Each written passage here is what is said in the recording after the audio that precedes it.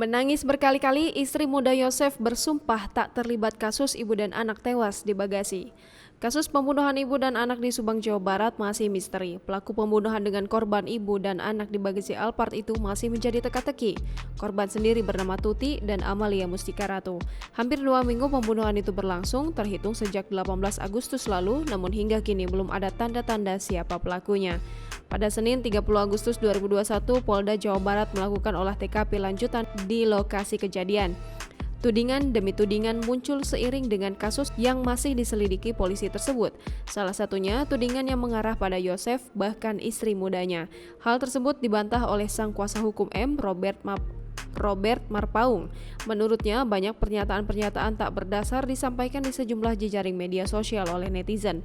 Padahal, penyelidikan belum rampung.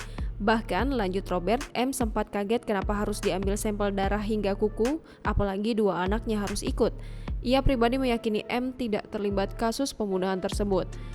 Robert juga mengatakan ponsel milik M disita pihak kepolisian dan dilakukan proses tracking.